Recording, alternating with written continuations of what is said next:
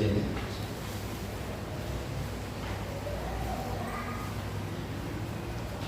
Assalamualaikum warahmatullahi wabarakatuh. Waalaikumsalam warahmatullahi wabarakatuh.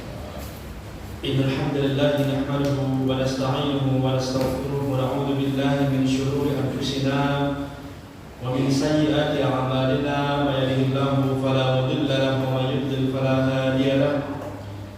Asyhadu an la ilaha illallah wahdahu la syarika lahu wa asyhadu anna nabiyyana Muhammadan 'abduhu wa rasuluhu la nabiyya wa la rasula ba'dahu. Allahumma salli ala nabiyyina Muhammadin wa ala alihi wa sahbihi wa man walah. Ya ayyuhalladzina amanu taqullaha haqqa tuqatih wa la tamutunna illa wa antum muslimun. Amma ba'du, fa inna ahsana kalami kalamullah wa khairal hadi hadi Muhammadin sallallahu alaihi wasallam wa syarrul umuri muhdatsatuha fa inna kulla muhdatsatin bid'ah wa kulla bid'atin dhalalah wa kulla dhalalatin finnar. Alhamdulillahirabbil alamin. Pertama-tama yang paling utama adalah kita panjatkan puji syukur kepada Allah Rabbul Jalal wal Ikram yang telah memberikan nikmat yang sangat begitu banyak kepada kita semua. Ya, alhamdulillah atas nikmat yang Allah Subhanahu wa taala berikan kepada kita. Pada pagi hari ini kembali kita untuk bisa beraktivitas sebagaimana biasanya. Alhamdulillahirabbil alamin, kita masih bisa untuk bernafas, mampu untuk bergerak, serta mampu untuk beribadah kepada Allah Rabbul Jalali wal Ikram, yaitu dengan hadir di pengajian pada siang atau pagi hari ini. Insyaallah taala pada hari ini kita akan kembali bahas kutaib atau kitab yang ringkas kecil ini ya, yaitu fikih ringkasan pengurusan janaiz. Jadi alhamdulillahirabbil alamin.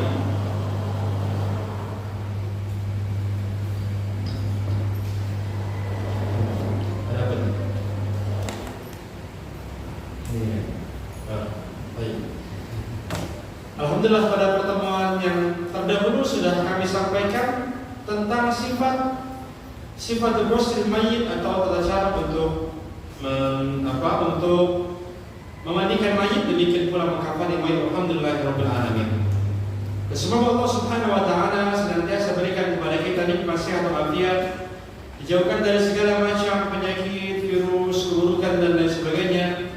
Diberikan keistiqomahan dalam beribadah kepada Allah Subhanahu wa taala sesuai dengan sunnah Rasulullah sallallahu alaihi wasallam, hingga akhirnya kita menjadi insan yang bahagia dunia maupun di akhirat.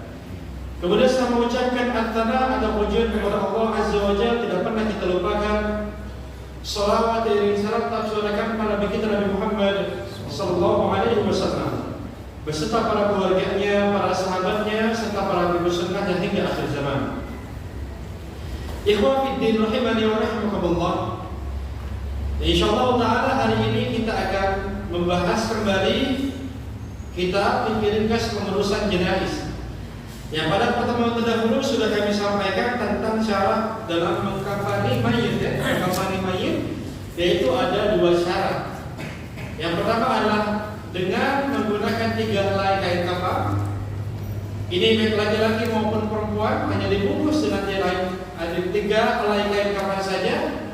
Kemudian pula cara yang kedua adalah yaitu cara dari hadits Layli binti Qais As-Saqafiyah, yaitu dengan menggunakan 5 helai kain kafan untuk wanita.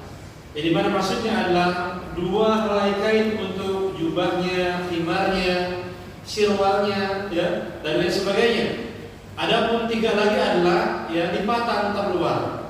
Alhamdulillahirabbil alamin, 2 sifat kain kafan atau tata cara untuk pengurusan ya mengkafani mayit sudah kita praktekkan pada pertemuan terdahulu. Alhamdulillahirabbil alamin. Nah, insyaallah ini tinggal prakteknya saja ya. Ya prakteknya, dan semoga Allah memudahkan kita. Yang pertama adalah untuk punya mental, pertama ya, mental, kemudian niat ikhlas karena Allah. Dan selanjutnya adalah Allah mudahkan kita untuk bisa ya mengurusi prosesi jenazah orang yang lain. Nah, dan kemudian insyaallah taala pada hari ini kita akan membahas bab yang selanjutnya, yaitu halaman ke-25, yaitu as-salatu atau mensolati mayit, yaitu mensolati mayit.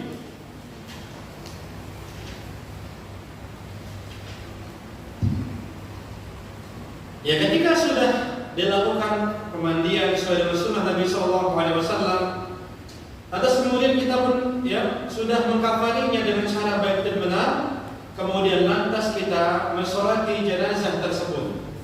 Yaitu dikatakan dalam buku ini, ketika jenazah sudah selesai dikafani, halaman 25 ya, maka selanjutnya fardu kifayah untuk disolatkan dengan panduan sebagai berikut. Nah, jadi ini hukumnya adalah fardu kifayah.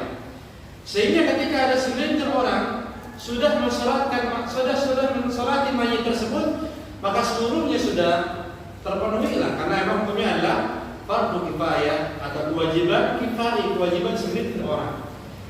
Sehingga ketika ada seorang muslim meninggal dunia tidak disolatkan dalam sebuah kampung, itu nggak ada yang nyolatin sama sekali, maka seluruh masyarakat kampung tersebut berdosa. Ini adalah hukumnya adalah fardu kifayah. Alhamdulillah sudah kita ketahui tentang hukum tersebut. Dan di sini kita akan menjelaskan tentang persiapan sholat jenazah. Ya, setelah kita mengetahui hukumnya, maka yang kedua adalah persiapan untuk sholat jenazah. Yang dimana sebelum melakukan sholat jenazah, hendaklah melakukan hal sebagai berikut ini. Yang pertama adalah kita menentukan imam. Siapa yang mengimami jamaah untuk mensolati jenazah tersebut. Dengan posisi ternyata tidak sembarangan ya, bahwasanya imam itu berdiri menghadap jenazah. Menghadap jenazah, jadi jenazah itu ada di depan, bukan di belakang, bukan di kanan, tapi di depan langsung. Dan imam berdiri menghadap jenazah. Dan ketika jenazahnya adalah laki-laki, maka imam berdiri di hadapan kepala mayit. Ya, berdiri di hadapan kepala mayit. Dan kemudian ketika jenazahnya adalah wanita, maka imam berdiri di bagian tengahnya. Hikmahnya ada untuk ya sutrah atau ya untuk menutup aurat mayit, karena memang ini adalah perempuan. Dan juga biasanya ya para sahabat Nabi SAW, demikian pula para ulama-ulama kita, dan juga kaum muslimin di beberapa daerah, mereka ini tidak menutup keranda mayit.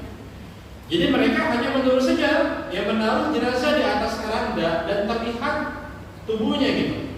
Ini adalah kebiasaan mereka. Bahkan para ulama seperti Syekh Al-Albani rahimahullah taala dalam kitabnya Ahkam al-Janaiz juga beliau sampaikan seperti itu. Yaitu hendaklah mayit itu tidak ditutup dengan penutup keranda, terlihat dari luar. Kenapa? Untuk sebagai tadzkirah atau peringatan bagi orang-orang yang hidup kelak kami akan meninggal, dan kelak kami pun sama seperti dia yang akan terbujur, kaku, ditutupi kain semacam itu. Dan juga memang hendaklah bagusnya ya, ketika kita menguburkan jenazah adalah dengan kita tidak menggunakan kendaraan, berjalan kaki. Jalan kaki dengan membawa jenazah begitu. Karena ini menjadi pembelajaran buat yang lain.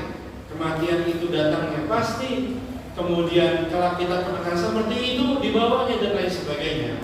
Kecuali memang ada hajat ya semacam jauh ya posisinya dan lain sebagainya. Kalau di sini di mana kuburan? Jauh dari sini? Di Kerangga.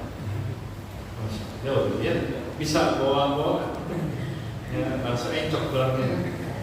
Kalau memang jauh ya berarti ini adalah ini udzur ya, kita tidak membawa tapi dengan menggunakan kendaraan begitu.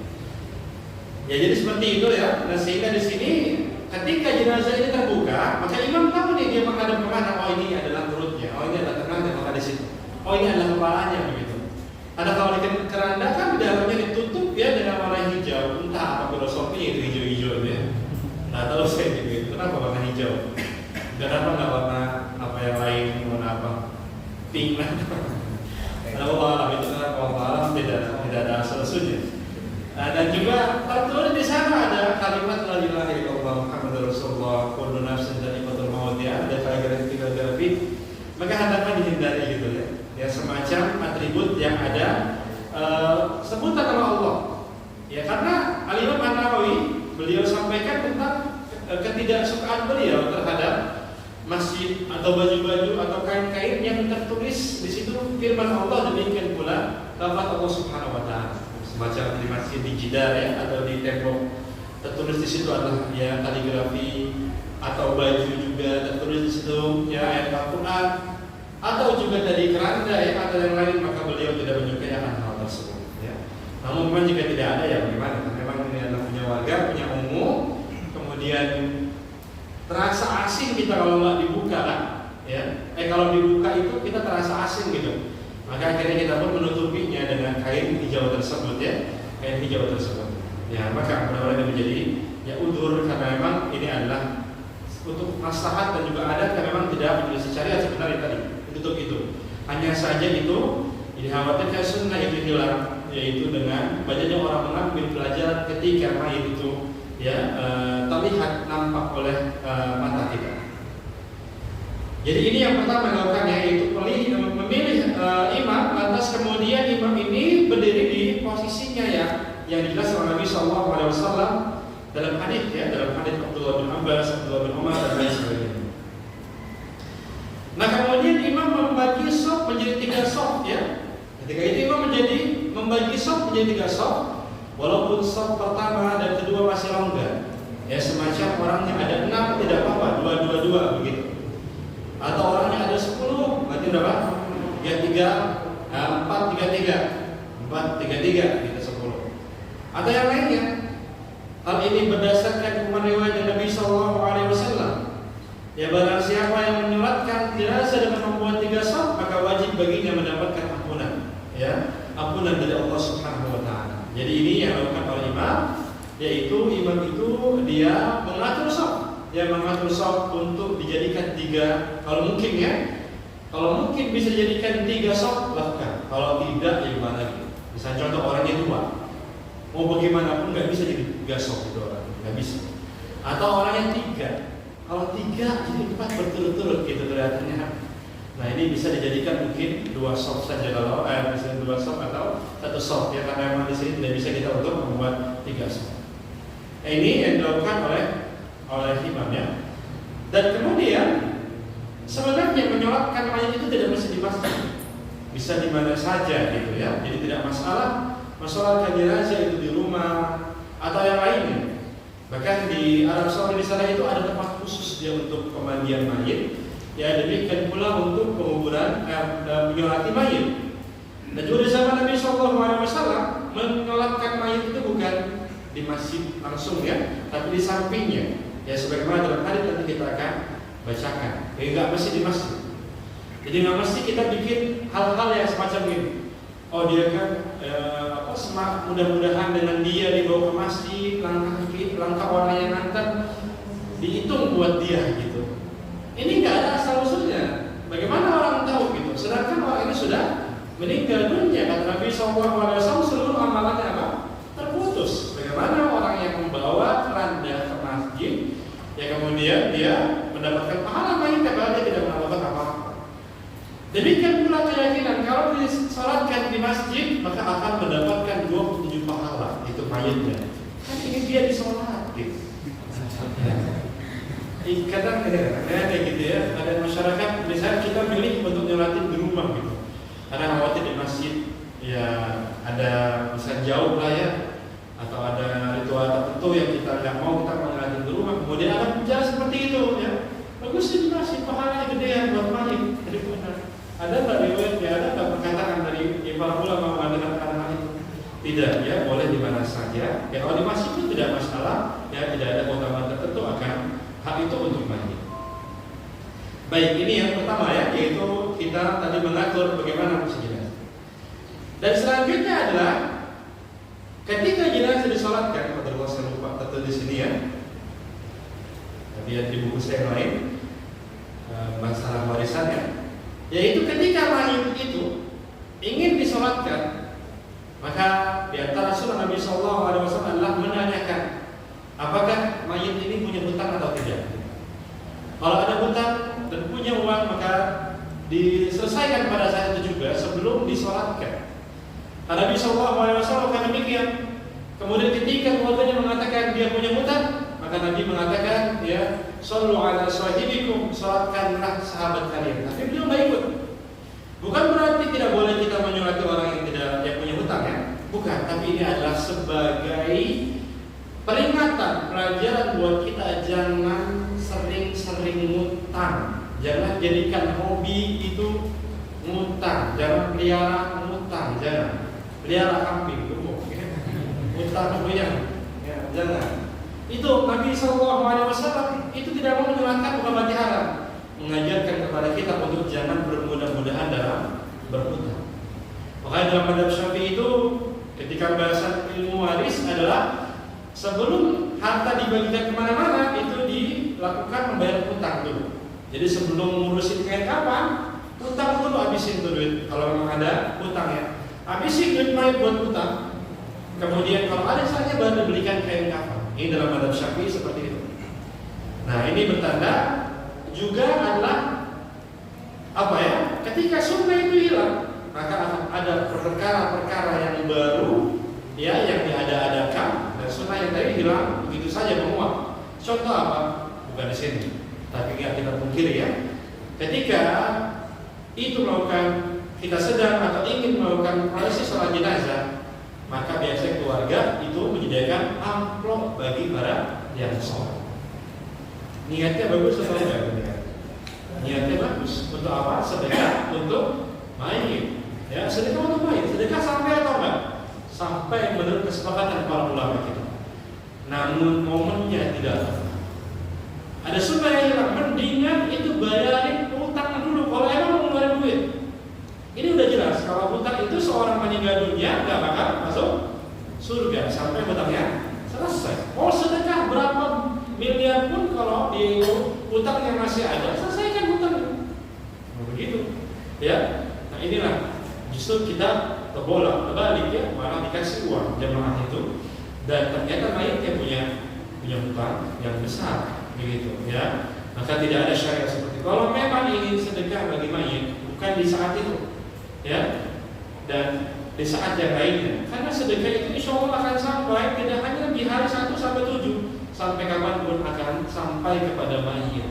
Ya, ini kenapa perlu dikhususkan di hari itu, sedangkan ya keluarga itu berkabung. Maka di sini juga pentingnya ya sebagai tokoh masyarakat. Ya, atau sebagai ustadz untuk mengabarkan kepada yang lain ya agar tidak seperti ini. Apa maslahatnya? Apa maslahatnya seperti ini? Alhamdulillahirabbil alamin ya, banyak juga yang memang alhamdulillah tradisi ini sudah hilang beberapa di masyarakat. Di sini masih gitu? Tidak. Tidak ya, insyaallah. Tapi tidak mungkin banyak ya. Banyak. Namun kadang-kadang tempatnya itu banyak tidak ada, alhamdulillah. Tapi biasanya itu ada tradisi namanya adalah bayar fidyah. Tahu? Jadi sebelum mayit disolatkan, jadi ada ijab sama qabulnya pakai bahasa Arab, gitu ya. Bahwasanya ini dikatakan ini adalah fidyah dari mayit 1 kantung beras. Dan kemudian dikatakan ini sebagai istihlal, penghalalan dari kesalahan-kesalahan beliau, puasa beliau, dosa-dosa beliau dan lain sebagainya. Ini tidak ada syariat. Karena apa? Fidyah itu hanya ada bagi bayar apa? Puasa tok. Yang lainnya nggak ada. Nggak ada fidyah itu untuk bayar orang nggak sholat, itu nggak ada. Nah orang yang meninggal dunia meninggalkan hutang puasa dibayarin fidyah atau enggak? Belum tentu, ada 2 ya. Jadi ketika ini kita jelaskan ya, ketika ada seorang yang sakit di bulan Ramadan, dia nggak berpuasa karena sakitnya, dan sakitnya menghantarkan kepada kematian, apakah ahli waris bayar fidyah? Tidak, nggak ada.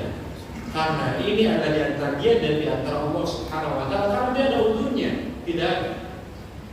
Yang ada bayar fidyah adalah ketika mayit punya hutang puasa, dia sakit karena nggak puasa nih. Di bulan Ramadan dia sakit. Di bulan Ramadan, kemudian bulan Syawal dia sehat. Ya kemudian Dzulqa'dah dia sehat. Tapi dia nggak sempat untuk mengqadha, dia pikir nanti aja lah. Ya mungkin masih banyak bulan-bulan. Qadarullah di bulan Dzulhijjah, alhamdulillah ketabrak dia dan meninggal dunia. Maka di sini wajib ahli waris untuk bayarkan fidyah atas nama mayit. Ya, fidyah atas apa? Banyak. Ini baru ada fidyah. Jadi orang yang dia mengambil harta orang lain, walaupun niatnya itu ibadah, tersebut sebagai al-ghasab atau mengambil harta orang lain. Ya, mengambil harta orang lain gitu. Karena ini buat apa gitu misalnya? Ini buat fidyah. Fidyahnya semana kan harus ada caranya. Makanya dalam kaidah itu dalam fikih muamalah ada namanya apa? Gharar. Tidak jelaskan. Ini gimana kita mau sedekah fidyah sedangkan kita nggak tahu dia punya utang berapa? Gharar makanya. Al-Imam Asy-Syafi'i dalam kitabnya Al-Um, beliau sampaikan tentang bagian warisan. Yaitu bagian warisan dengan cara dibagi rata sama rata. Jadi ketika meninggal warisan udah daripada pusing ya udah bagi rata aja. Boleh kan? Boleh. Nah, Imam Asy-Syafi'i mengatakan demikian. Dan di antara yang dibolehkan dalam syariat adalah as-sulh atau saling berdamai. Yang dimana saling berdamai yaitu boleh-boleh saja seorang ya untuk mereka ini dalam mana ya berdiskusi bersama, kemudian menetapkan warisannya mau dibagi sama rata atau bagaimana ini boleh kata beliau. Tapi dikatakan namun ada syaratnya yaitu harus diketahui bagiannya berapa. Karena kalau tidak ini adalah kata beliau batil, ini adalah sulh atau perjanjian yang batil ketika kata beliau dan tidak sah dan memakan harta orang lain. Jadi maksudnya gimana? Kalau harta warisan itu dibagi sama rata, ya, sedangkan kita nggak tahu bagian saya berapa, bagian dia berapa, tahu sama ratanya dari mana, ini kita sedang mengambil harta saudara kita tanpa terasa. Tanpa terasa kata Al-Imam An-Nawawi ini adalah batil. Ini gharar kata beliau, ya. Demikian pula dari sini, ya, dari sini maka hendak dihilangkan, ya. Jangan ada seperti itu. Buat apa? Dan biasanya dikatakan ini adalah ibadah-ibadah yang tertinggal dari lain seperti sholat nggak ada fidyahnya. Ya kecuali dalam mazhab Abu Hanifah yang mengatakan sholat itu bisa diganti dengan fidyah, dengan memberikan beras, ya. Tapi ini adalah pendapat yang lemah dalam mazhab tersebut.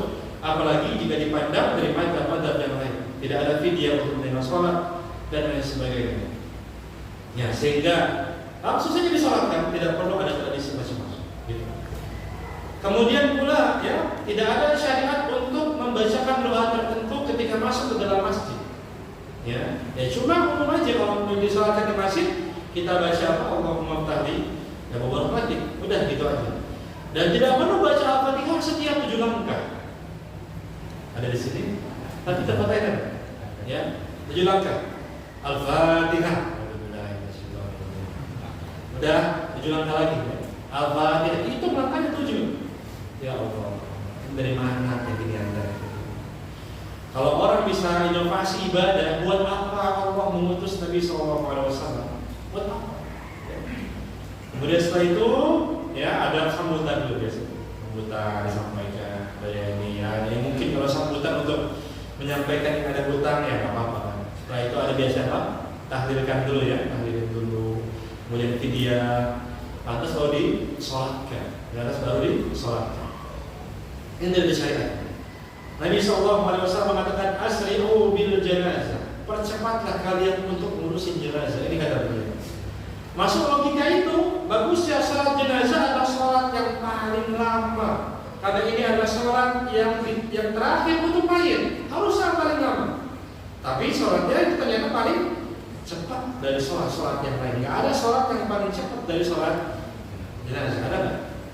Tarawih. Tarawih di mana tuh yang dolin amin? Dasar ya. Nggak ada. Dari salatnya aja itu cepat. Ini menunjukkan kepada kita jangan lama-lama ngurusin jenazah. Langsung aja begitu. Langsung saja. Seperti itu, ini adalah ajaran yang ditetapkan oleh syariat kita. Sehingga ya tidak perlu ada doa-doa tertentu. Karena emang doanya sudah diajari oleh Nabi SAW ketika sholat. Jadi seakan kita menambah doa-doa.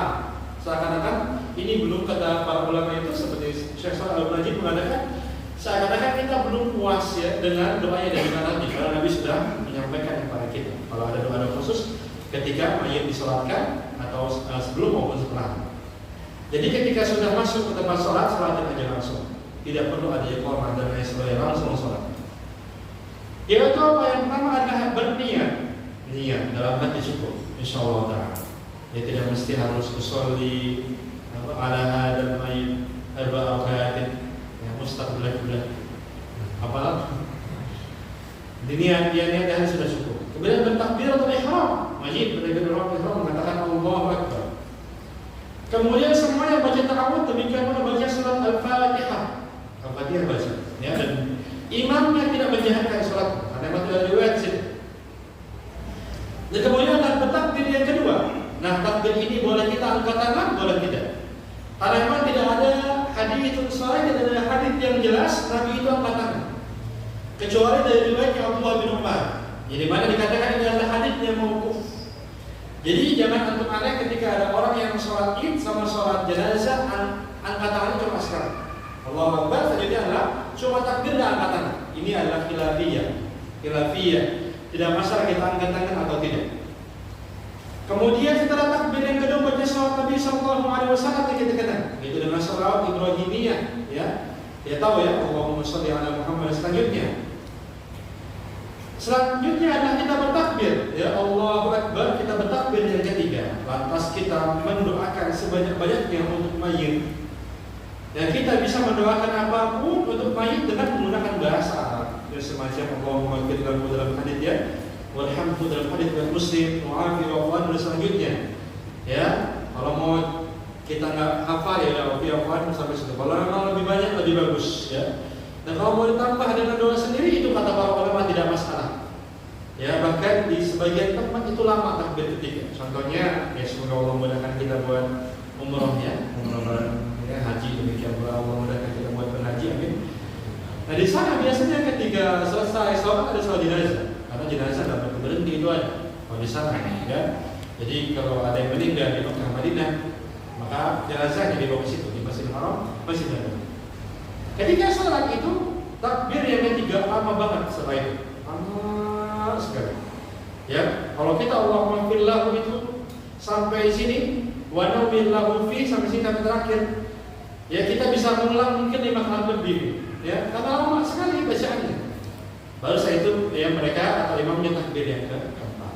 Ya jadi ini boleh kita untuk menambah yang terpenting antara doanya itu makruh atau doanya itu benar, ya itu mendoakan mayit. Kemudian ini adalah ketika mayitnya laki-laki. Ya, jadi ini ya beberapa disalah pahami ya. Jadi bacaan Allahumma ighfir lahu warhamhu wa'afi wa'fu selanjutnya itu adalah ditinjau dari mayitnya, bukan ditinjau dari orang yang sholatnya. Ini kan ada yang salah paham, ya. Jadi kadang ada wanita yang dia menyolatkan mayit laki-laki maupun perempuan Allahumma ighfir laha warhamha wa'afi wa'fu anha. Ditanyakan, kenapa Bu bacanya begitu?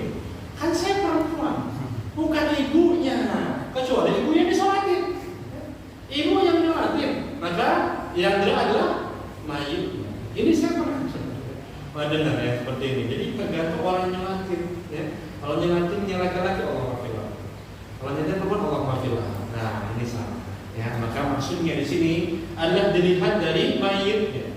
Kalau mayitnya laki-laki Allahumma ighfir lahu. Kalau mayitnya perempuan Allahumma ighfir laha warhamha wa'afi wa'fu anha.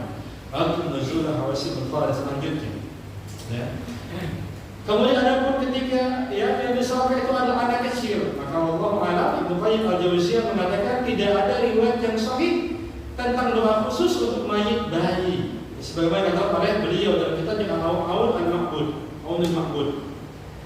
Jadi tidak ada doa khusus ya. Ya kita doa rahmat aja. Karena memang anak kecil itu memang ada beberapa doa yang tidak ada untuk mereka khusus. Seperti ketika mereka meninggal dulu. Anak kan bayi juga sama, ketika meninggal dia disolatkan. Demikian pula janin. Janin pun ketika sudah 120 hari ke atas, berapa bulan tuh? 4 bulan ke atas ya, sudah diurutkan roh, maka dia disolatkan ketika dia pada Allah mengingat bulan. Disolatkan ya.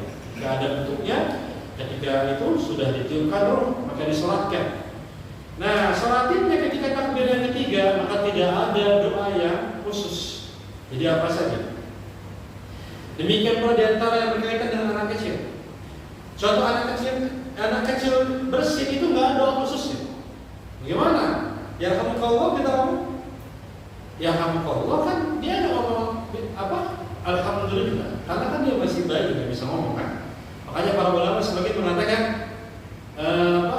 uminya yang ngomong alhamdulillah ketika dia bersin, alhamdulillah. Tapi dibahasakan ini kan kata para ulama kalau uminya yang ngomong, ini kan ibadahnya ibadah fardiyah, ibadah sendiri. Kenapa diwakilkan? Nah sehingga sebagian para ulama yang lain seperti Ibnu Muflih dalam kitabnya Al-Adab Asy-Syar'iyyah belum mengatakan didoakan keberkahan aja.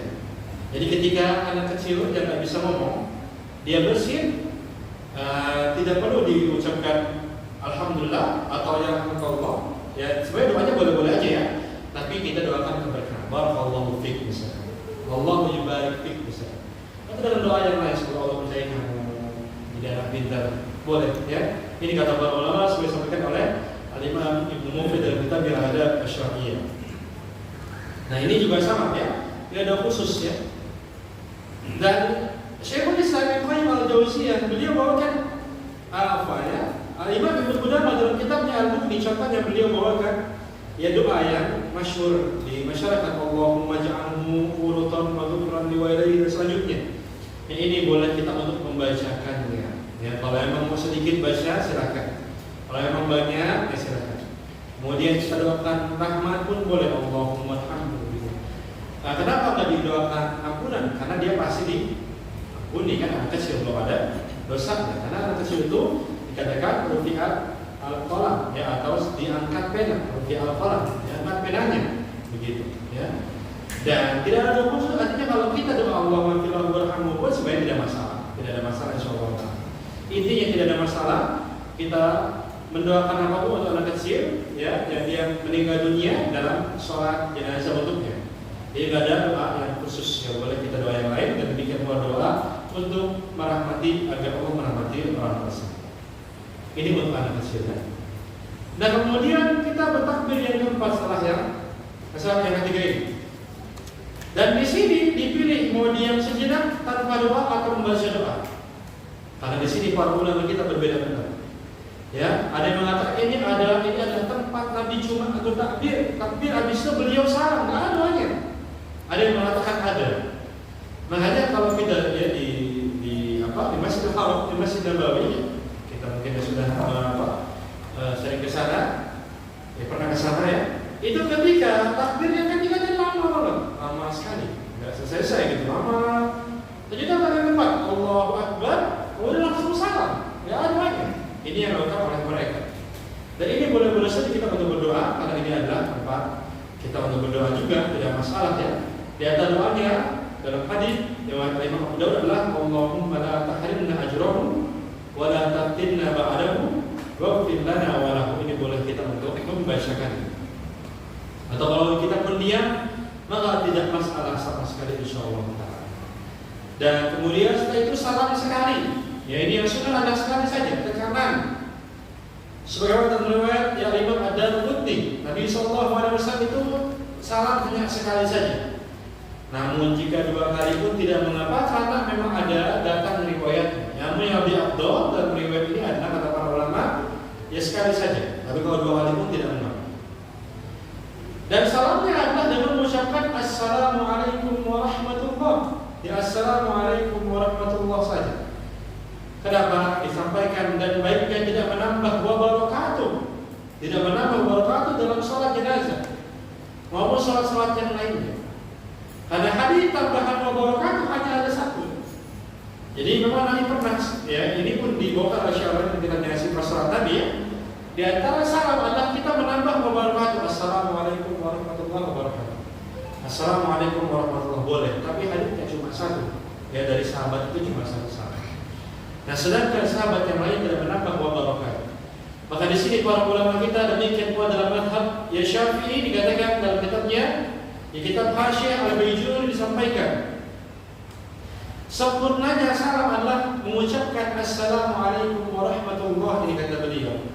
Tidak disunahkan menambah wabarakatuh menurut pendapat yang terkuat. Begitu pula ketika sholat jenazah. Ya bahkan sebagian para ulama dalam mazhab Syafi'i itu mengatakan hukumnya adalah makruh. Justru inilah yang sering kita dapatkan di lapangan, ya kan? Salat jenazah itu pasti aja pakai wabarakatuh gitu. Nah, sedangkan ketika ada yang mengatakan kita harus bermadhab Syafi'i mana kira-kira? Ya, Pak Syafi'i tetangga kita, apa Imam Syafi'i ya? Nah, ini di sini disampaikan dalam mazhab Syafi'i itu dihukumi adalah makruh penambahan wabarakatuh. Ya, dalam salat jenazah maupun salat-salat yang lainnya. Walaupun sebagai ulama bolehkan memang ya secara amal ilmiah yang disampaikan ya boleh, ya namun kebanyakan mengatakan yang baik adalah tidak menambah wabarakatuh dalam sholat, apa itu sholat itu jenazah maupun sholat 5 waktu dan sholat yang lain. Ya, alhamdulillah kita sudah selesai ya untuk mengurusi jenazah. Dan kemudian setelah itu langsung dibawa, tidak ada doa khusus. Ya kalau memang mau doain ya silakan, tapi tidak ada khusus, barang-barang nggak ada. Mau doain ya mau silakan, mau doa. Karena kan doa kan boleh di mana saja maksudnya. Tapi yang dipermasalahkan adalah jika diritualkan, dijadwalkan, dijadikan kebiasaan, bahkan dijadikan syariat gitu. Jadi dianggap kalau melakukan jenazah itu harus sebelumnya tahlil, setelahnya itu doa dan mengatakan payah.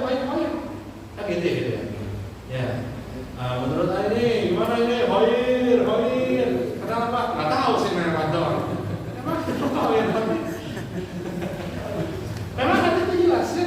Hadisnya jelas bahwasanya di antara yang mendatangkan pertolongan syafaatnya nanti adalah persaksian syahadah yang alam mayit, persaksian kepada mayit, kebaikan mayit.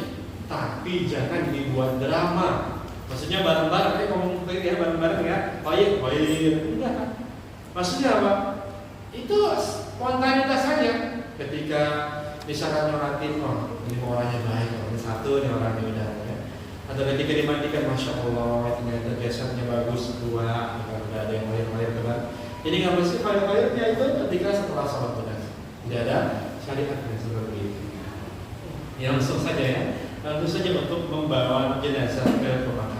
Ya, ini dalam syariat semacam itu tidak ada khusus. Namun tadi kalau memang misalkan lama kuburannya belum selesai, misalkan masih digali ada yang lain, saya akan sholatkan. Ya dalam intinya ya boleh-boleh kita mendoakan kan dimanapun, tapi tidak ada ritual khusus ini harus begini dan lain sebagainya. Gitu. Yang ada ritual umum aja boleh silakan. Baik. Nah, tambahan bahasa di sini. Itu apa yang pertama adalah boleh bersolatkan dan menguburkan mayit kapanpun waktunya, boleh ternyata. Memang ada hadis Nabi Sallallahu Alaihi Wasallam itu Nabi mengatakan talatu, ya, ada 3 waktu. Kata para sahabat, kami diperintahkan untuk tidak yudfanu mautana, untuk tidak menguburkan mayit-mayit kami di waktu tersebut. Yaitu apa? Yaitu adalah waktu terbit matahari. Yaitu ketika waktu terbit. Yang kedua adalah matahari di atas sebelum zawal, sebelum waktu zuhur, dan matahari hampir tenggelam. Karena beliau itu mengatakan maksudnya adalah sengaja mengakhirkan sholat mayit. Kalau diakhirkan sampai sebelum maghrib ini baru nggak boleh, ya bahkan makruh dan bahkan bisa disebut dalam dosa ya. Namun jika spontanitas selesainya kafaran itu setelah asar, maka boleh seorang untuk mensolatkannya sebelum maghrib tanpa ada makruh. Ini kata Imam An-Nawawi rahimahullah ta'ala. Jadi beliau itu menyampaikan ini adalah sebagai anjuran saja. Jangan sampai kita memperlama ngurusin jenazah hingga akhirnya sampai 3 waktu larangan sholat. Gitu. Namun secara hukum boleh-boleh saja, apalagi hanya ya bersifat insiden saja seperti itu. Kemudian wanita boleh mensolati jenazah, boleh. Nah ini.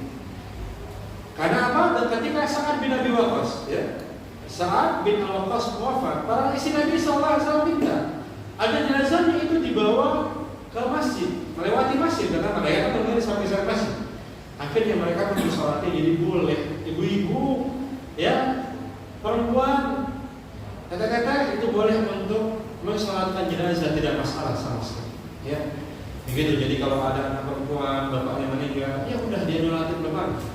Ya jangan terlalu dia menghabiskan waktu untuk bersedih. Memang sedih memang ya, namun lebih utama adalah dia ingat kepada Allah Subhanahu Wa Taala. Kemudian tidak ada doa khusus dilakukan secara berjamaah sebelum dan setelah sholat jenazah, nggak ada. Sebagaimana yang terdapat dalam Madinah Ad-Daimah, karena ketiadaan riwayat dari Nabi SAW demikian pula para sahabat kan. Kemudian tidak berlama-lama dalam prosesi sholat jenazah, cukup disolatin saja. Tidak perlu baca Al-Fatihah yang ketika meninggalkan masjid. Tidak perlu juga dikolongin dulu tuh kerandanya atau yang lain macam-macam lah. Bahkan dikatakan sholat jenazah adalah sholat yang paling ringkas dan cepat. Ya, sholat yang paling ringkas dan juga cepat. Ya, jadi tidak perlu juga sebenarnya tadi ya keranda dikasih apa? Bunga kalau kita punya bunga dipakai bernama apa itu ya? Iya, gitu ya. Apa sih namanya itu? Hah? Ya tak itu apa? Itu taruh tuh. Jadi kayak taman aja yang hijau. Secara syariat tidak ada, dan dibawa bahkan tidak perlu pakai penutup. Ya, itu salah satu sebab saja. Kemudian diperbolehkan bagi seorang yang belum sempat mensolati mayit, ya sampai dikubur, ia mensolati di kuburannya, itu boleh. Ya, itu boleh walaupun para ulama kita berbeda pendapat. Jadi namanya sholat jenazah bukan sholat gaib ya, tapi sholat jenazah mayit yang sudah di dalam tanah boleh. Ya, para ulama berbeda-beda, ada yang mengatakan 3 hari, ada yang mengatakan sampai jasadnya tidak hancur atau rusak, ada yang mengatakan sebulan gitu ya. Tapi intinya adalah ketika baru-baru tuh ya kita misalkan mau takziah teman pada Allah beliau wafat, kita datang sudah dimakamkan, ya udah langsung datang kita sholatin, boleh insyaallah. Namun kalau sudah lama ya sudahlah, karena memang sudah disolatin kan, tadi punya adalah fardu kifayah, begitu ya, fardu kifayah. Dan tadi bahwasanya wanita itu juga diperbolehkan dia untuk sholat jenazah. Silahkan sholat jenazah sesuai dengan adab-adabnya. Nah kalau kita beda, kalau kita justru yang lebih diminati dalam tanda kutip, nggak minat juga, tapi lebih terjadi masyarakat adalah justru wanita itu ikut ngantar ngubur jenazah. Pada Nabi ngelarang. Tapi dikatakan nanti kita jelaskan walam na'zam ala dalik, walam ya'zam ala dalik, tapi Nabi tidak keras melarangnya gitu. Artinya memang untuk mengantar jenazah itu ke kuburan untuk wanita itu boleh gitu. Tapi baiknya jangan, karena Nabi melarang walaupun tidak tegas larangannya. Nah ini kan artinya Nabi itu dia di sini sudah melarang walaupun kita katakan boleh. Nah banyak orang justru lebih senang ikut di kuburannya wanita daripada ikut sholat. Sholat terlihat asing bagi mereka. Entah kalau di sini, kalau di saya iya. Ya setiap yang noratin itu nggak ada perempuan ya setiap kalau di kampung-kampung. Yang saya lihat ya, soalnya memang sudah sudah tahu udah main baru ada. Ya seperti itu. Ya, dan ini ya kita jelaskan. Kemudian yang terakhir di sini adalah jika mayit belum sempat disolatkan oleh kaum muslimin, maka fardu kifayah untuk mensolatkannya secara gaib atau sholat gaib maka diperbolehkan. Ya. Dalam catatan adalah mayit ini, yang sholat gaib ini belum. Memang orang beda pendapat, ada yang mengatakan mayit ini kalau belum disolatin, misalkan ada seorang muslim, kita kenal dia adalah orang muslim, tapi dia itu mualaf, dia tidak melaporkan kepada siapa-siapa keislamannya kecuali kita yang tahu.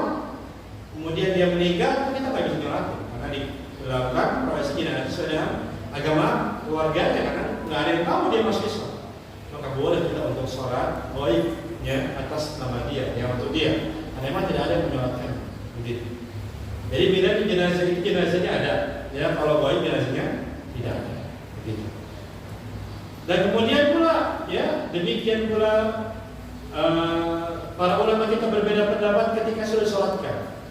Ya semacam ketika tragedi tertentu di sebuah daerah misalkan, kemudian kita di sini sebagai apa ya, sebagai kita ini sebagai tanda kita ikut mendukung mereka lah atau yang lain, kita pun sholat gaib. Ini para ulama kita berbeda pendapat karena memang mayit itu sholatkan gitu. Nah ini bagaimana hukumnya?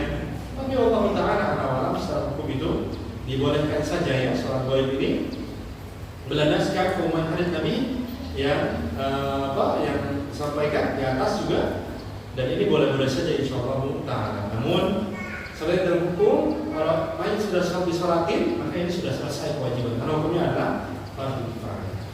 Barakallahu fikum, ini mungkin yang kami sampaikan ya pada pertemuan hari ini. Inginnya awalnya kami ingin selesaikan pembahasan, namun ternyata dilihat cukup banyak pembarangan tetap menguburkan mayit, menjual mayit. Di mana banyak sekali di sini hal-hal yang perlu kita jelaskan. Ternyata dalam syariat itu ada pengaturannya. Contoh pengaturannya mayitnya dimasukkan dari mana? Ini ada. Ya. Jadi apakah langsung begini atau mutar dulu ternyata. Demikian pula kita sebagai orang yang tasyi al-janazah atau kita ikutin jenazah dari belakang tuh. Yang kita ikut nguburin itu ada aturannya, SOP-nya. Motor di mana, mobil di mana, orang jalan di mana itu ada. Ya. Demikian pula, kita akan jelaskan nanti tentang kain pocong dibuka atau tidak, kemudian nanti mukanya itu dibuka atau tidak, ya. Ketika dimakamkan, kemudian diadan atau tidak, ya. Kemudian pula diberikan tanah, taburkan tanah atau bunga atau yang lain atau tidak, maka dijelaskan karena banyak di sini. Ya, karena di sini pun ada sifat kubur menguburkan, cara menguburkan, perbuatan yang terlarang dan berkaitan dengan kubur, maka Allah malam ini seperti yang butuh akan penjelasan khusus ya dalam pertemuan yang selanjutnya. Barakallahu fikum, ini mungkin akan disampaikan pada pertemuan kali ini. Kami sediakan waktu ya sekitar mungkin 20 menit ya. Bagi antum, demikian pula antuna yang ingin bertanya yang berkaitan dengan masalah ini atau di luar. Ya, yang nanya silakan dengan sari kertas atau dengan pesan-pesan. Ya, Umum Haja silakan bertanya lewat WhatsApp ya. Kalau nomornya, ya nomor saya kalau lupa 0812 1038 2576 0812 1038 2576. Cantik nomornya. Nggak ada cantik-cantik nomor. Baik. Bismillahirrahmanirrahim. Ustaz, apabila mayit tidak meninggalkan harta untuk pengurusan jenazahnya, beli kain kafan, boleh seorang mengutangkan untuk kain kafan tersebut? Apakah hutang tersebut dijatuhkan kepada mayit atau kepada seorang di antara keluarga atau bagaimana? Barakallahu. Iya. Jadi dalam bahkan ini adalah apa yang disampaikan oleh Imam Ahmad bin Hanbal. Dalam mazhab Hambali itu disampaikan pembelian kain kafan, pengurusan jenazah tidak boleh menggunakan harta orang lain, hanya boleh digunakan dari harta mayit. Ketika suami meninggal atau istri meninggal ini, maka pembelian kain kafan dan seluruhnya itu dari uang mayit, bukan uang yang lainnya. Kenapa? Karena ini berkaitan dengan nusus atau berkaitan dengan al-qawaid asy-syar'iyyah atau kaidah-kaidah syariat yang berkaitan dengan warisan. Kan ada tingkatan-tingkatan. Kalau pakai duit orang lain ini sudah hilang kaidahnya itu satu. Sehingga para ulama kita itu mengatakan demikian. Namun Allah a'lam ya, ini yang tepat adalah boleh-boleh saja seorang untuk membantunya. Ya semacam istri wafat, ya udah dari uang suami diberi kafannya atau dari uang anaknya itu. Ini tidak mengapa, insyaallah taala ini bagian dari membantu ya bersedekah juga ya kepada mayit insyaallah taala. Nah, kemudian di sini ketika ya emang nggak punya duit dan akhirnya ada orang yang menghutangkan kain kafan ini untuk mayit, ngurusin mayit ini bagaimana? Apakah hutang itu atas mayit ataukah hutang ini atas keluarganya? Maka Allah Ta'ala alam ini ada kaidah yang berbeda ya. Tadi kalau pengurusan, kenapa harus dari harta mayit? Karena memang di sini ada kaidahnya dalam pengurusan harta warisan. Nah, sedangkan ya dalam masalah penyediaan ini berbeda. Jadi masalah hutang piutang itu adalah hutang itu terjadi ketika seorang ini masih punya tasarruf atau masih punya kemampuan dia untuk meminjam uang kepada orang lain, namanya ada hutang.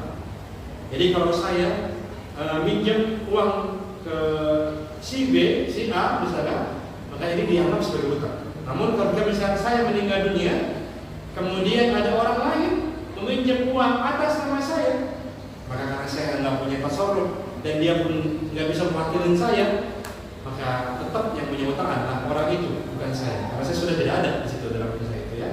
Demikian. Ya, jadi ini adalah hutang yang atas keluarga, bukan atas saya. Barakallahu.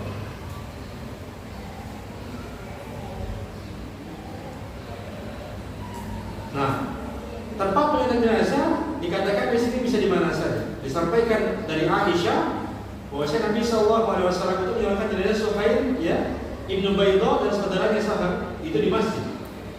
Hadis ini menekankan bahwasanya Aisyah bersumpah kepada Allah ketika Rasul menyolatkan Suhail di masjid apakah yang suatu kewajiban, di mana bertentangan dengan hadis Abu Hurairah di mana menyolatkan itu di lapangan. Nah, barakallahu. Nah, ini ada hadis yang masyhur tentang Suhail bin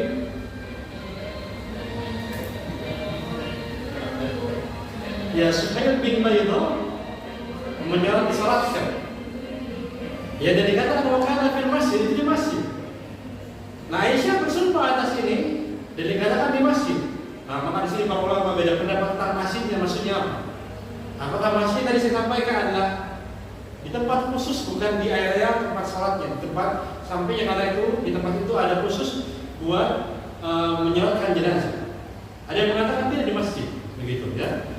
Dan wallahu a'lam, ini juga hadis ini ya sebagai penegas bahwasanya salat jenazah itu boleh dilakukan di masjid. Karena memang ya, tadi sudah kami sampaikan bahwasanya awalnya adalah salat jenazah itu bukan di masjid. Bahkan sampai sekarang di Arab Saudi mana-mana itu tidak di masjid. Ada tempat khusus untuk menyolatkan jenazah. Begitu. Ya demikian pula di zaman ya para sahabat tadi kan, hadis Abu Hurairah dan hadis-hadis yang lain di tempat yang lain. Hanya saja ini pengokohan bahwa saya boleh saja lakukan di masjid, baik itu di luar Islaminya maupun dalamnya, ini tidak masalah kata para ulama, selama tidak ada tarwih atau selama tidak ada najis yang masuk dalam masjid tersebut karena mayit ini.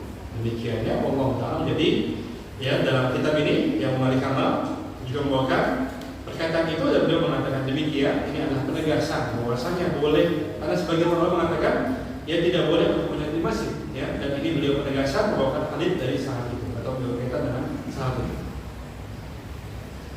Kemudian ya dari hadis Abu Hurairah disebutkan 3 kali takbir.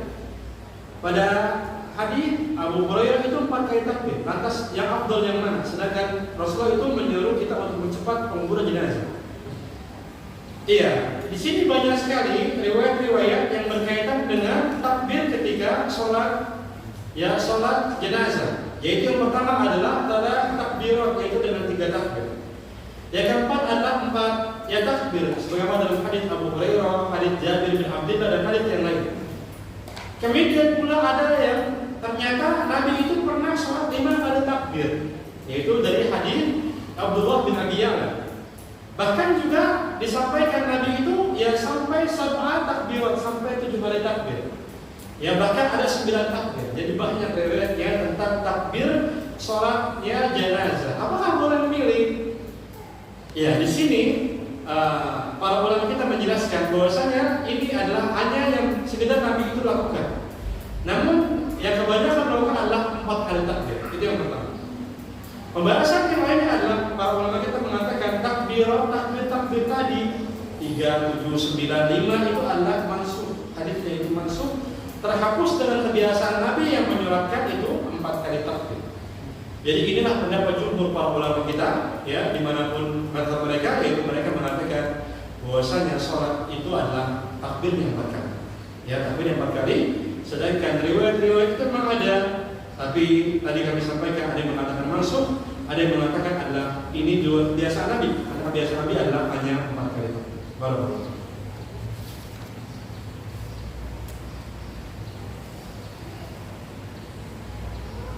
Nabi SAW itu pernah berhenti di sebuah kuburan yang masih basah.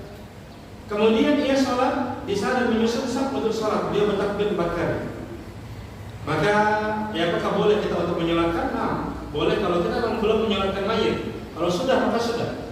Karena sholat mayit itu adalah fardu kifayah. Kalau sudah ya sudah gitu. Kalau kita belum, monggo silakan. Jangan diulang. Karena memang hukumnya sudah fardu kifayah, sudah kita lakukan. Dan kemudian Nabi SAW itu melarang kuburan sebagai masjid. Ya bagaimana ini hukumnya? Ya, karena memang dikatakan Nabi itu sholat di kuburan tadi ya, kemudian sholat menghadap kuburan. Kemudian Nabi itu dikatakan di sini adalah Nabi melarang sholat menghadap kuburan. Mana korelasinya? Nah di sini berbeda. Nah di sini adalah sholat khusus dan sholat untuk mayit. Berbeda dengan sholat sholat wajib. Kalau sholat wajib ini ada sholatnya. Ya sholat wajib adalah sholat yang umum. Sedangkan sholat yang lain, sholat khusus kita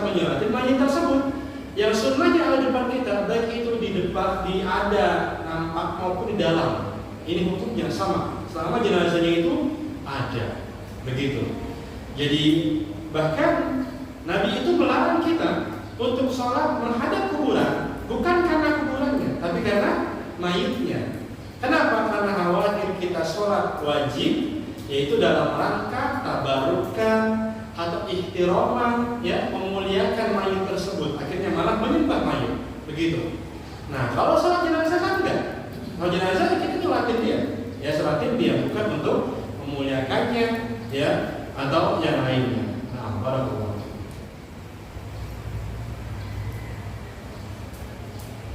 Nah, di pandemi kemarin ya, kita tidak mengetahui mayit itu sudah disolatkan ataukah belum. Ya, bagaimana sikap kita? Nah, barakallahu. Disolatin enggak yang pandemi itu? Ya, kalau makanya ikut, ya udah, moga pernah keulangi alhamdulillah dari sudah ini sebenarnya. Ya, maka jika memang kita mengetahui ini belum disolatkan, sholatin. Ya, misalkan baru tahu nih, oh iya nggak disolatin ibu saya, sholatin saya nggak apa-apa. Para ulama tadi sudah kami sampaikan ya. Ada yang mengatakan ya itu saat ini masih ada waktunya karena memang dia belum disolatkan. Sholatkan sekarang boleh. Ya, kita datang ke kuburannya tidak masalah, atau sholat baik pun ya boleh saja seperti itu. Ya, jika masuk disolatkan oleh petugas maka tidak masalah. Adapun kesalahan istihad ya karena memang mungkin dulu di awal-awal tidak mengetahui tentang ilmunya, akhirnya memang qadarullah membuatnya kesalahan ya, dan dipatokkan juga oleh MUI ya. Semacam di awal kan tidak boleh dimandikan ya, bilang ini ternyata setelah itu wajib dimandikan dalam fatwa MUI dan sebagainya, dan tidak masalah ya. Maka ini adalah sebuah istihadnya daripada peraturan kita ya. Maka ini tidak mengapa, ini sudah berlalu, jadi artinya tidak perlu lagi dimandi dirusak ya, dirusak.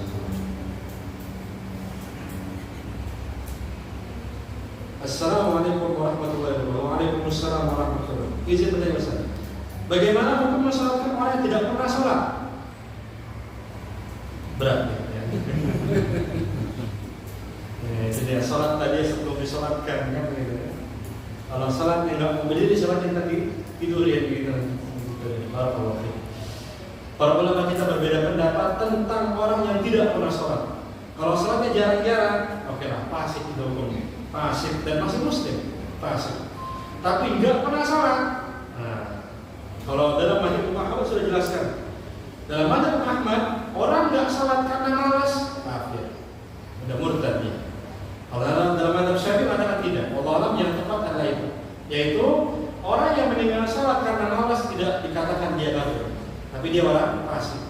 Yang menjadikan dia itu non muslim atau murtad adalah ketika mengatakan sholat 5 waktu tidak wajib, istihlal namanya, ya, menghalalkan yang haram, mengharamkan yang halal, baru dia dikatakan sebagai orang yang kafir. Bahwa dia memang ya tahu ilmunya, tapi dia malah mengatakan demikian, itu kafir ya, seperti itu.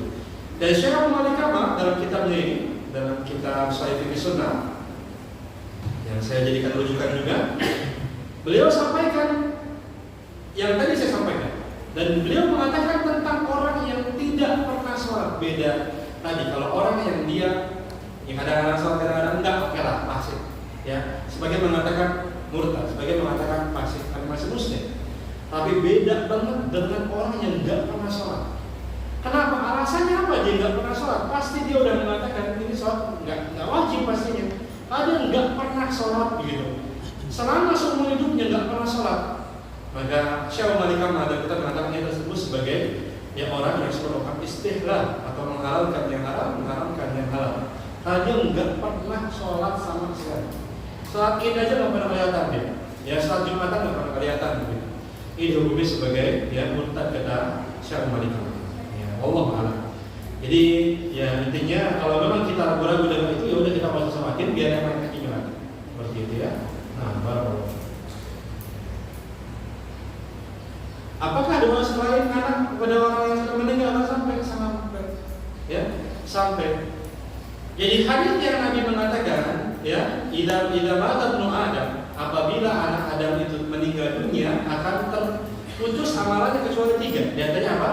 Doa anak soleh yang mendoakan. Hadis ini sering dibawakan itu ke arahnya ke mayit gitu. Ke arahnya ke mayit. Ke arah ke mayit. Ke arahnya dengan kita nih, kalau kita meninggal dunia, wah kita harus punya anak soleh biar nanti mendoakan. Padahal kata para ulama, hadis ini adalah mengarah kepada mayit atau orang yang jadi mayit dan orang yang lain yang melihat mayit, itu maksudnya. Seperti kita. Jadi ini adalah teguran bagi setiap anak hadis ini. Karena anaklah yang diharapkan untuk banyak berdoa ke orang tuanya. Karena dekatnya hubungan mereka, begitu. Bukan berarti hadis ini mengatakan doa orang-orang lain tidak nyampe sampai insya Allah. Tapi kenapa Nabi mengatakan demikian? Kata para ulama, hadis ini berkaitan dengan pelajaran buat siapa pun, ya. Buat kita sebagai orang yang meninggal dunia, kita harus menyiapkan ya anak yang soleh. Buat orang yang tidak meninggal dunia, kita sebagai anak, tadi kita sebagai bapak ya, kita sebagai bapak kita akan meninggal. Maka saya harus yakin anak soleh yang bisa mendoakan saya. Dan saya sebagai anak, ya, yang anak harusnya ini mendoakan orang tua, yang tidak akan pernah terputus harusnya doa saya. Seperti itulah maksud dari pemahaman hadis Nabi SAW. Jadi hadis ini bukan meniadakan doa orang-orang lain tidak sampai, tapi di hari ini dikatakan bahwasanya doa anak itu adalah doa yang seharusnya yang lebih utama untuk dipanjatkan. Ini karena memang ada kata ya dengan orang tuanya. Bagaimana hukumnya memberi uang ketika datang ke rumah mayit? Karena setelah mayit dikubur, biasanya keluarga mengadakan ritual yang kita khawatir uang yang kita beri digunakan untuk acara-acara tersebut. Yang sunnah kasih aja makanan jadi. Ya sebagaimana Nabi itu nyuruh para sahabat Isna'u ya ada Ja'far. Ya, masaklah makanan untuk keluarga Ja'far. Itu aja. Karena tadi ya khawatir kalau duit ya buat ritual. Ya mendingan yang jadi aja lah. Ya ini sudah dimaksud Nabi SAW.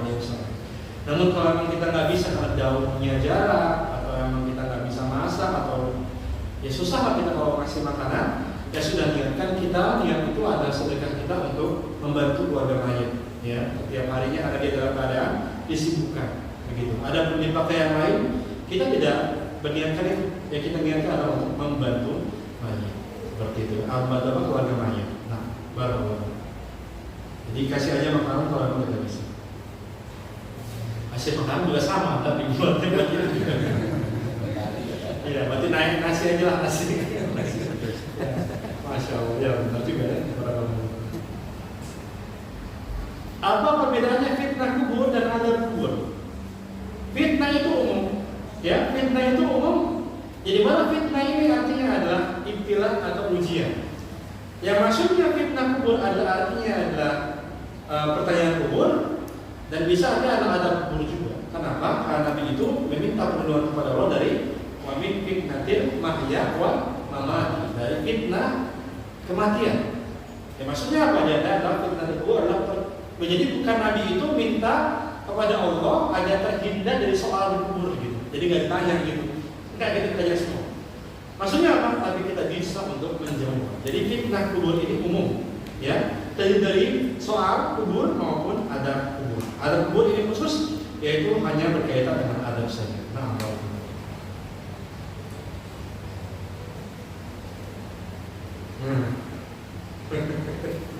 ini susah benar, Masya Allah. Assalamualaikum warahmatullahi wabarakatuh. Di halaman 28, doa untuk jenazah laki-laki sedang untuk perempuan tinggal menggunakan dobir hak hukum menjadi hak, betul. Allahumma firlaha ya di perempuan. Sedangkan di terjemahan doa dikatakan di situ wa abdilha zaujan khairan min zawjiha, dan gantikanlah baginya istri yang lebih baik dari istrinya.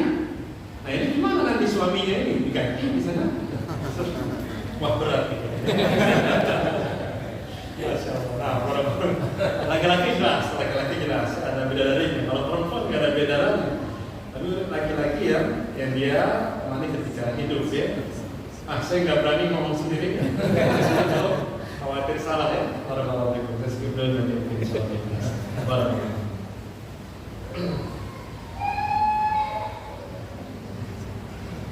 Apabila kita ikut salat jenazah dikasih amplop, terus ditolak apa diambil masukkan ke rokok masjid? Ya ini terserah antum ya. Yang penting kalau menurut anak jangan antum ambil. Jangan antum ambil karena ini berkaitan bukan haramnya uang itu bukan. Jadi Anda juga mengajarkan kepada saya sendiri anak-anak kecil yang usia sampai SMP, SMA, SD. Anda ajarkan kepada masyarakat juga kalau ada meninggal jangan minum air di situ. Ya, dan beberapa masyarakat salah paham. Anda sampaikan maksudnya nggak minum air di situ takutnya memberatkan orang yang meninggal, keluarganya. Maka bawa aja, ya bawa air di rumah gitu. Takut memberatkan. Demikian pula ini, ya dikhawatirkan memberatkan, sehingga kita balikkan lagi saja. Ya itu tadi. Kalau memang kita masih ada tradisi pakai apa tuh? Baskom. Nah, udah habis sholat setelah lagi di baskom gitu kan. Balik lagi ke sana ya. Insya Allah ini tidak mengapa lebih utama karena mereka adalah orang yang justru paling berhak untuk dibantu ketimbang baru. Jazakumullah khairan mungkin yang saya sampaikan. Jadi bisa hujan bergerimis ya. Karena hujan ada yang mungkin kalau yang masuk karena sudah habis sama ada di lewat kertas. Aman nih, so. Tidak ada? Atau masalah yang lain? Nah, betul. Ketika kajian itu kan banyak orang masih dana itu menjadi haknya siapa Ustaz? Apakah menjadi ahli waris atau menjadi punyanya yang duit di baskom? Karena kadang-kadang banyak jumlahnya karena orang terkenal gitu ya, jumlah banyak. Kalau itu menjadi waris kadang-kadang menjadi permasalahan juga kalau itu menjadi siapa? Betul. Iya, jadi harta warisan itu adalah ma taraka al-mayyitu qabla mautihi. Harta warisan adalah apa yang ditinggalkan oleh mayit sebelum dia wafat. Jadi harta warisan adalah kepemilikan kepemilikan mayit atas harta tersebut, ini adalah harta warisan. Sedangkan ketika mayit itu meninggal maka ini bukan harta warisan. Ya semacam tadi duit amplop ya infak dari jamaah ini adalah untuk hadiah bagi keluarga, maka silakan dipakai. Mau dibaginya, misalkan anak-anaknya banyak, dibaginya ini terserah. Karena ini bukan warisan. Ini hanya sekedar hadiah untuk keluarga agar mereka bisa meringankan dari sedihnya gitu. Jadi begitu. Jadi setiap harta yang datangnya ketika mayit sudah wafat itu bukan warisan.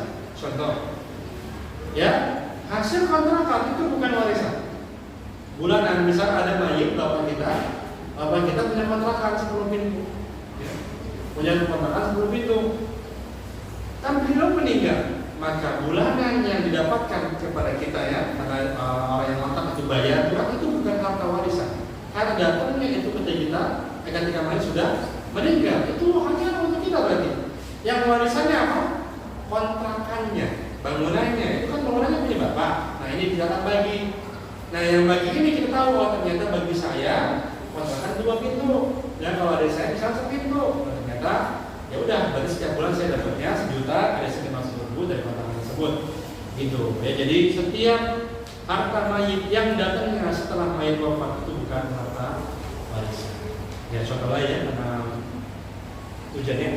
Ya contohnya yaitu at-taqabbud atau harta pensiunan.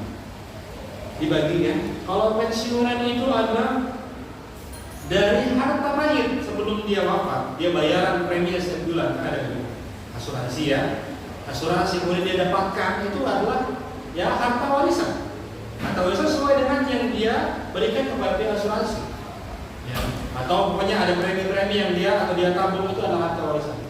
Tapi ketika adanya mayitnya apa-apa itu adanya diberikan uang pensiunan dari perusahaan, maka itu adalah bukan warisan. Itu adalah ya hak buat keluarga. Apalagi terkadang tercantum di peraturan. Misalkan harta waris ini bagi istri dan 1 anak saja, kan gitu ya. Uang pensiunan ya, kan disebut gitu ya. Kalau tentara gitu kan, uang ini adalah khusus untuk istrinya saja. Begitu kadang-kadang ada peraturan. Ini jelas ini bukan harta warisan, tapi ini adalah hadiah untuk istri karena memang harta ini tidak dimiliki mayit ketika beliau masih hidup. Baru. Ya, padahal salah bagaimana cara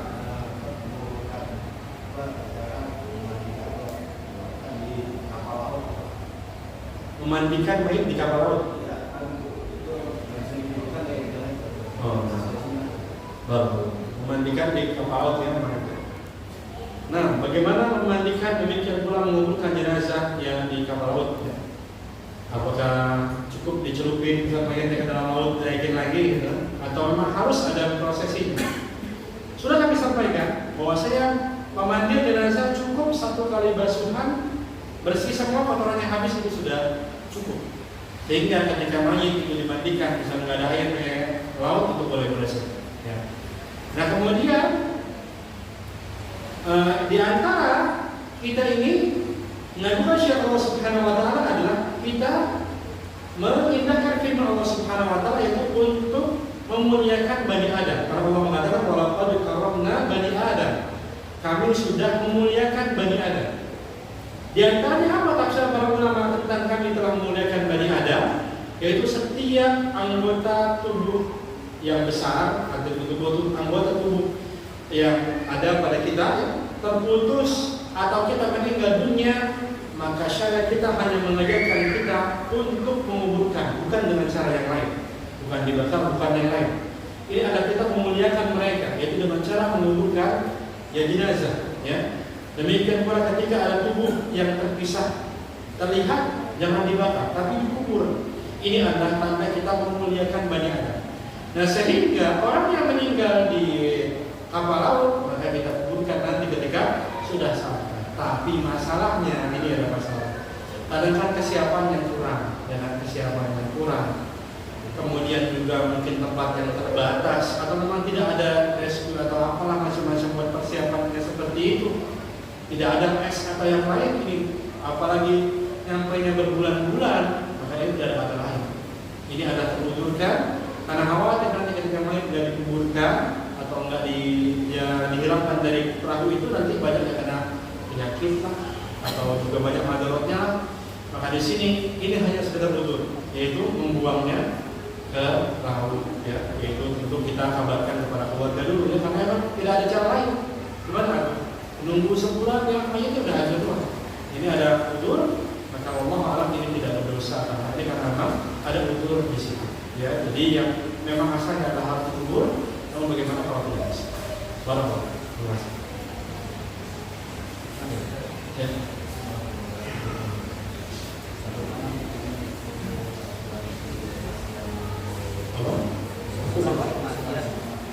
Ikut asuransi? Ya. Kalau nggak mati dapat? Masih mati kalau orang.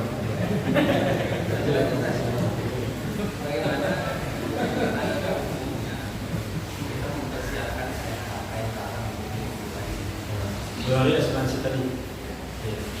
Biasanya asuransi kematian dapatnya besar ya, dari premi jauh. Orang tahu ya. Ada yang tahu? Orang tahu. Iya, asuransi itu bagian dari transaksi yang bolor ya atau tidak jelas, dan kita berjudi dengan nyawa kita, kecelakaan kita dan lainnya, kecelakaan kita dan lainnya. Ya dimana kalau kita sakit baru kita dapat, ya. Kalau kita mati baru kita dapat. Kalau kita kecelakaan baru kita dapat. Kalau mobil hancur baru kita dapat. Kalau enggak, baru kita enggak dapat. Maka ini adalah ya disebut sebagai sistem kapitalis. Ya dimana ini terlarang dalam Islam yaitu transaksi borong.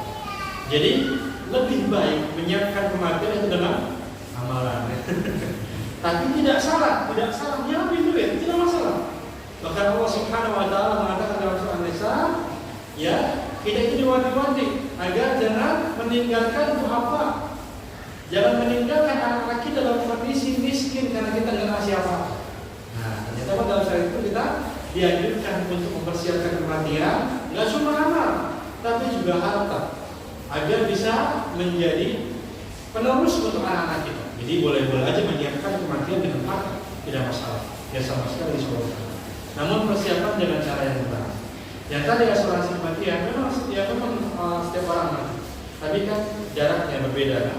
Preminya segitu, yang kita bayar segini. Ada yang preminya sedikit, dapatnya banyak dan lain sebagainya. Ya. Dan juga bahkan nggak bisa diklaim sembarang.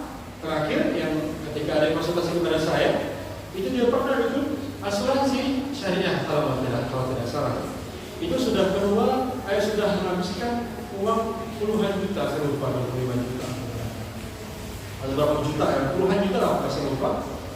Dan dia mengusahakan karena tahu punya usaha untuk mengklaim yang mengambil sebelum waktunya, ternyata dia cuma dapat 2.500.000 dari puluhan ribu. Benar nggak nih? Ya benar. Saya dapat ini ya dari beberapa orang yang ini yang seperti ini banyak.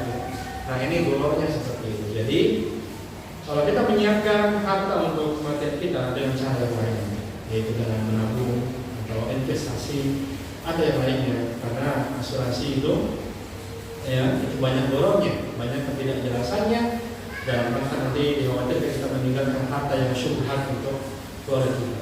Demikian. Kelas mengenai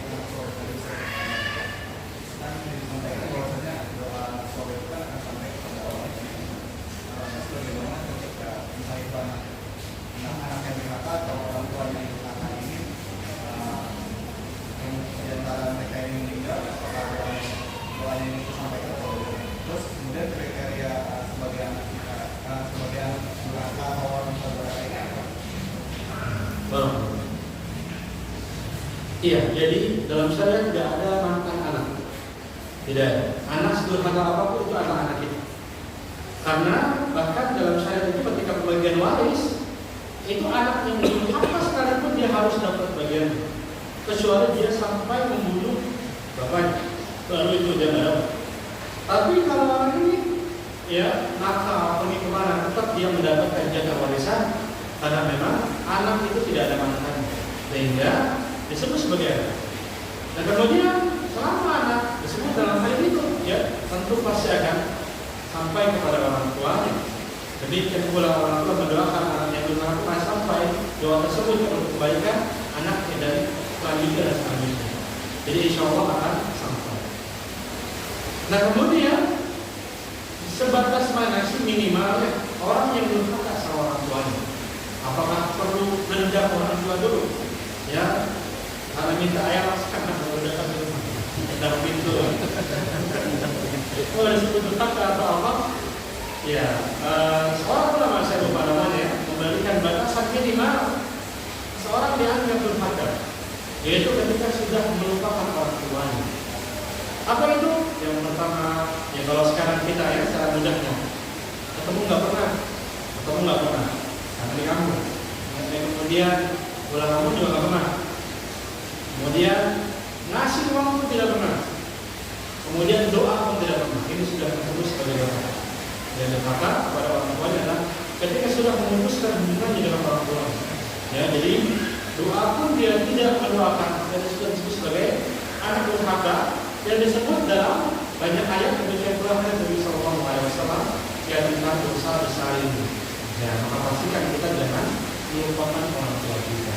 Ya, baik yang masih hidup maupun yang sudah demikian. Allah ya sudah. Mau pulang? Ya, sudah. Saya pernah diskusi atau dengan Hanif Pintar di Kapangan. Tentang masalah orang pembunuhan itu kalau dia terungkap itu susah diungkap, tapi kalau dia rumah itu mudah diungkap. Sehingga itu jadikan suatu prosedur. Kalau ada kematian yang terungkap itu, dia akan menanyakan kepada pihak keluarganya pasti ada salah satu yang mimpi pada dia. Itu para ahli mengatakan. Soalnya itu menjadi prosedur bagi dia untuk menganalisa itu. Apa nih? Bagaimana? Kita Pak.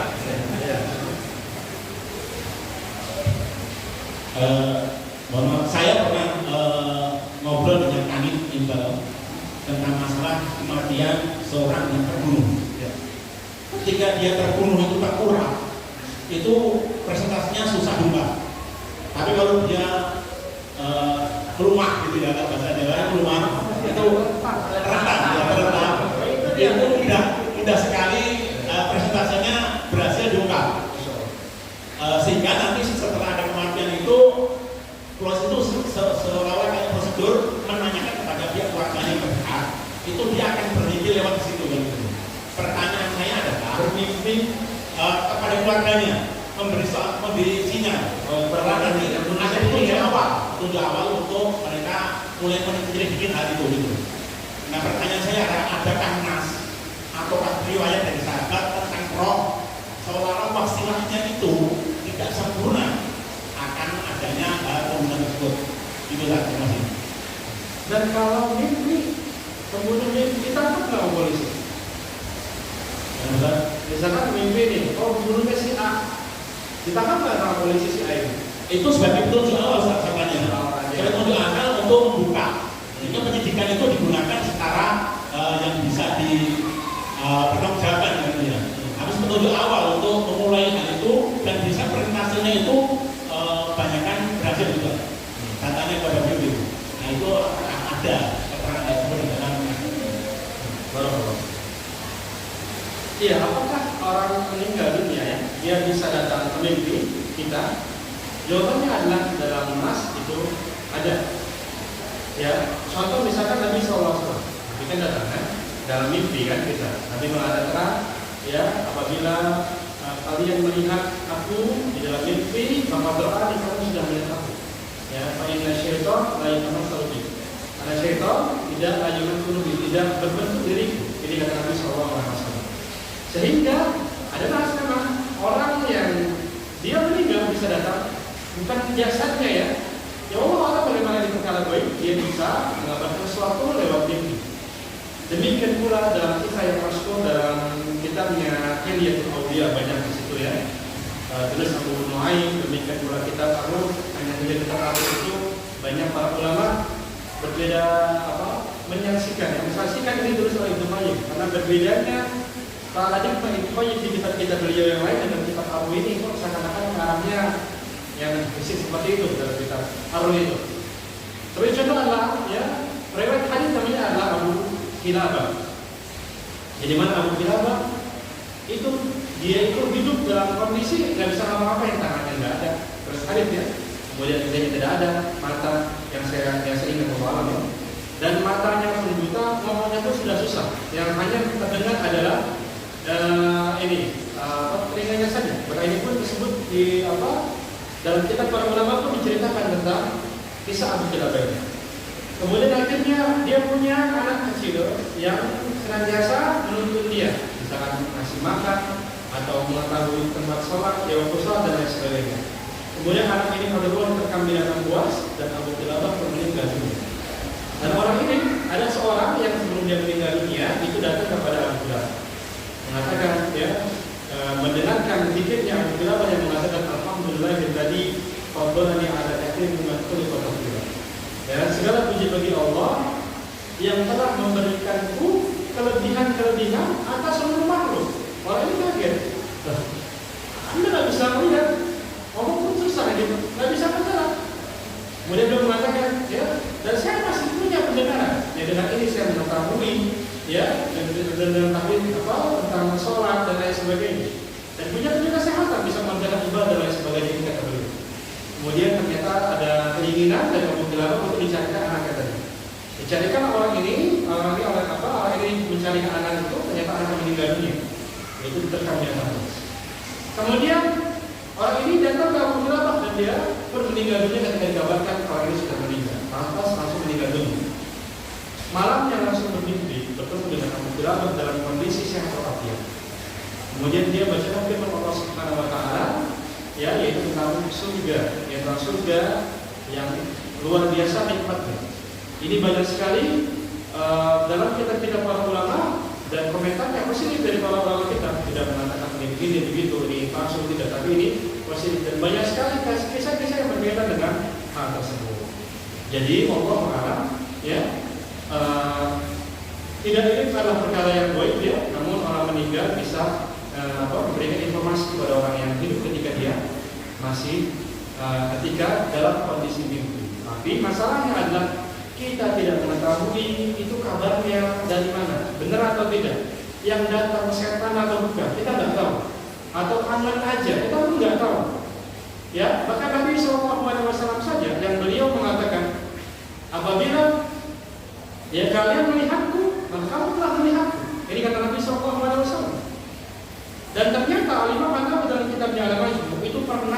yang menyampaikan tentang hilalnya Ramadan. Yaitu ketika masuk tanggal 29 Sya'ban, besoknya Ramadan, kalau kelihatan hilal, kan dilihat hilal. Ternyata belum, yang kelihatan hilalnya. Kemudian beliau mengatakan, lantas ada orang yang melihat hilalnya itu tertutup awan, mendung. Kemudian ya orang ini pun malamnya tidur dan bermimpi bertemu dengan Nabi. Ini bukan siapa-siapa lagi, bermimpi bertemu dengan Nabi SAW. Fisiknya jelas persis sama pokoknya. Bertemu dengan Nabi SAW. Dan Nabi mengatakan besok sudah masuk bulan Ramadan. Ini kata beliau. Dan akhirnya orang ini mengabarkan kepada manusia, besok sudah masuk bulan Ramadan, mari kita berpuasa. Akhirnya masyarakat semua berpuasa. Kata beliau, para yasifu shawmuhu wa man ma'ahu, maka seluruh masyarakat demikian pula dia tidak sah puasanya. Ini Nabi yang ngomong, yang tadi katakan tidak sah puasanya oleh Imam An-Nawawi rahimahullah ta'ala. Nah sehingga mimpi itu tidak bisa dijadikan sebagai kabar ini pasti ini enggak, karena kita nggak tahu, ya nggak tahu. Bisa jadi dari setan, bisa jadi ini ada mengarindu, bisa jadi apa kita nggak paham, gitu ya. Maka di sini Allah Taala, ya kita katakan memang, apakah mungkin ada orang meninggal bermimpi? Ya ada, lewatnya ada juga, ada memang. Apakah benar pasti belum tentu juga. Kalau Nabi pun belum tentu. Nabi datang kita bermimpi, pasti Nabi atau enggak? Belum tentu. Siapa yang belum? Dicek dulu fisiknya, ya fisiknya bagaimana. Kalau rambutnya gondrong, ya sampai lewatin bau bukan Nabi SAW, ya. Kalau kulitnya hitam misalkan, bukan Nabi SAW, ya. Maka harus cek dulu, ini benar enggak gitu. Karena apa? Kalau itu setan pun bisa untuk menyerupai Nabi. Setan nggak bisa berbentuk Nabi, tapi setan mampu untuk mengaku saya Nabi, gitu maksudnya.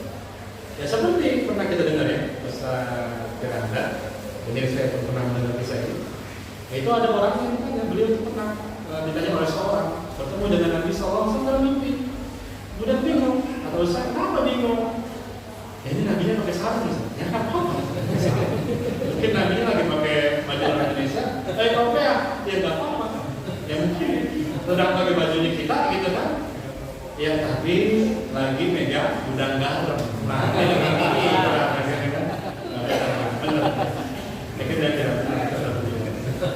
Allah Ta'ala. Demikian ya. Jadi ya secara ilmu syariat ini tidak bisa dijadikan sebagai hujah untuk ittiham atau mengatakan ini adalah pelakunya. Secara syariat ini tidak ada. Tapi tadi kita katakan memang benar ada kita katakan demikian, tapi belum pasti orang itu adalah memang orang yang kita inginkan.